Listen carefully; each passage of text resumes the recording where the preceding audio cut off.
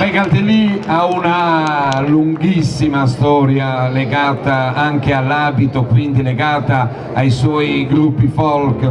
Io che da 29 anni conduco spettacoli, da 29 anni almeno, un gruppo folk ha fatto sempre la storia di questa gente. Grazia Deledda ne andava orgogliosa fiera, lei che era una tosta nuorese, eppure amava questo centro così come amava tutta la bassa baronia. Lei Canne al vento praticamente lo ha scritto tra Orosei e Galtellì, tra Galtellì e Orosei. E noi di questo naturalmente ne siamo orgogliosi da baroniesi, ma penso ancora di più proprio gli abitanti di Galtellì. I balli sono i due, anche questi sono balli tipici che arrivano direttamente dalla piazza.